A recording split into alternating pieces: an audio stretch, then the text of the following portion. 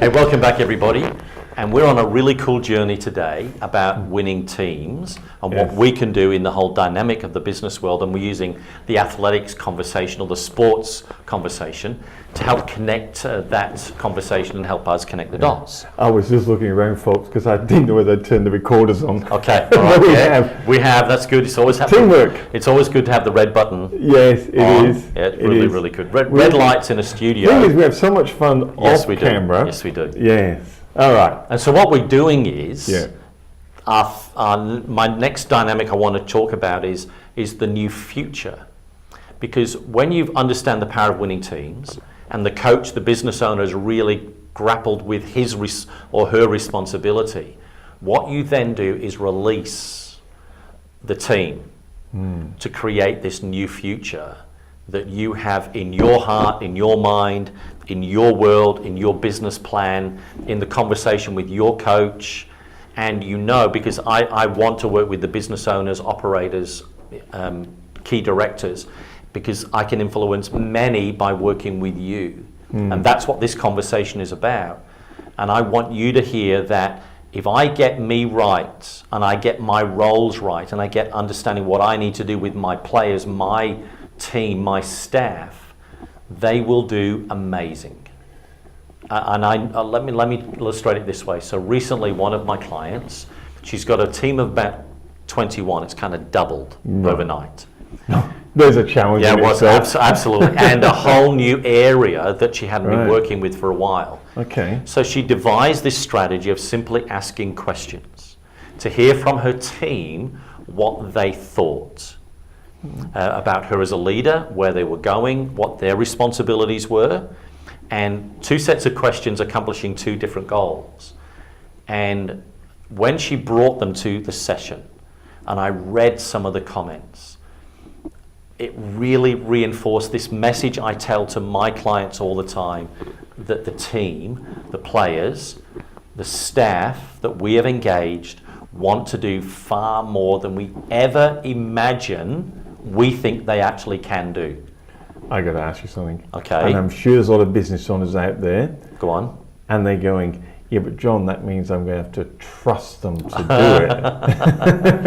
Let me tell you this. Are you sure about this? Let me tell you this. Yeah. Oh, they want to, with all their heart, their soul, their mind, their spirit, their motivations, their passions. They want to, but they never know whether they can, because we never give them permission.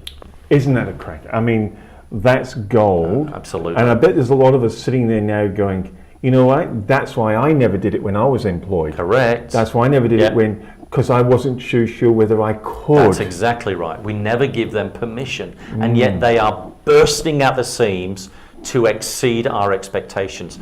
And so these comments coming back is, help me understand what I should do. Give me the resources. I want to be better. I know I can. And it was inspiring to read this unsolicited comments that came quickly. So it didn't give them a long time to respond. In a workshop together, the whole of them, please answer these questions.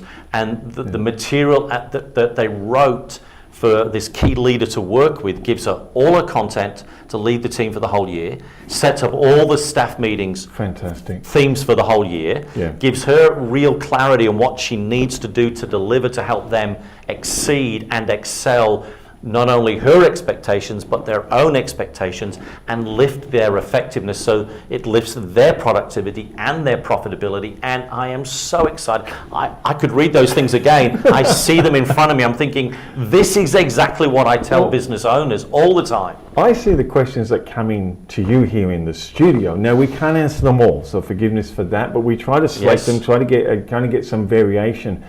But as you said, the business owners want to be better. Yes, they do. The staff want to be better. They're all asking very similar questions. I love the questions that come into your show. Well, yeah, we have some great questions, so please go to our questions section and you'll see some really interesting, and that's, Michael's right, we try not to repeat. We try to take different dynamics, and it's so much fun. So I want you to imagine, just close your eyes right now. I want you to see your team, and I want you to challenge yourself and think about Steve and Dave and Anna and Helen and Brad, and imagine giving them permission to excel. Can you see what can take place? Because you know the gifts and abilities that they have. You know the skill sets. You know their motivations. They love working for you. They just want you to release them and watch what happens. So that's what a coach does. Absolutely. He's done all the training and he puts them on the field of play. Just go and do what we've taught to do. Go and do what we've taught you to do, and what we've talked about, go and do it. Yeah. He releases them and stands back on the sidelines and lets them play. There's boundaries, they know the frame of reference that they're working with. And you mentioned this beforehand, yes. Boundaries. Boundaries are really important. Sometimes we don't give boundaries. No, we've got to give boundaries. And then we complain. Oh yeah, we've got to give boundaries. It's accountability, delegation accountability. So these boundaries, so they know the team of play, they know the rules, just let them loose and watch what happens.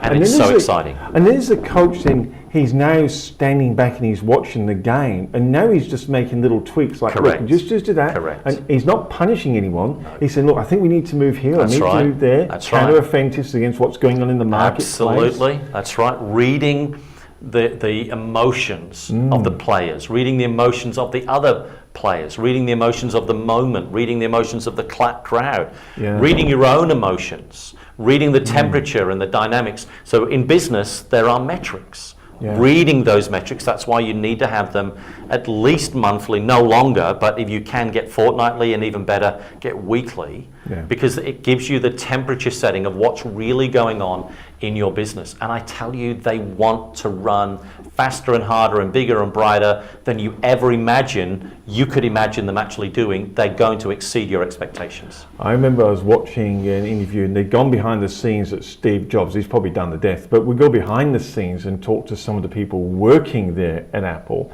And it was talking to the people working on one of his new laptop computers. And they said, well, what time do you get here in the morning? And this confused look was like, what time are you meant to start? What do you mean, what time are we meant to start? We get here whenever we want to get here. Meaning, they got there early. They stayed there late. They were sitting after work with coffee, what we would call after work, with pens and paper. I don't like that. We could do it because Steve Jobs said, do it to the best. Amazed people. And these people wanted to amaze people. Absolutely. And you couldn't get them out the place. So this is the principle I want business owners to understand is take a risk on your people. Take a risk. Stretch yourself and you won't be disappointed. I can guarantee you won't be disappointed if you will take a risk on your team, because they will exceed your expectations and they are chafing at the bit. You're holding them back, you've got the reins and the horse wants to go and they're chafing and they're struggling and striving and you wonder why you have problems sometimes, or most of the time, is because you are the limiting factor. You are the blockage. I'll confess. Go on. I had the building company. Yeah. I had 2 teenagers running my factory, and young Luke, absolutely brilliant, started when he was 15, and they said, you know how you set the factory up? I said, yes, I know, I like it. And they said, well, it's not working properly, not for us. I took a very deep breath and said, well, what do you want to do? And they said, we want the keys for the weekend and come and make it the way we want to make it. Jeez, absolutely. I ended up buying gold tickets to the movie cinema and cheese platters for them. They did a wonderful job, John. I should have done it a long time ago. Absolutely. Big lessons learned. Oh, we do. We take too long. We really do take too long. We're going to be back in just a short while, but what we want you to do is subscribe, because to my YouTube channel, you'll see the link below. We've got just subscribe. Just subscribe. So what it means below is put your comments below. That's what I meant below. Because we really are wanting to build our own conversation to help you do so much better in business. We want that community, don't we? Yes, we do. We're really looking forward to that, and it really is exciting, and it's happening. And we'll be back in just a short while. Thank you.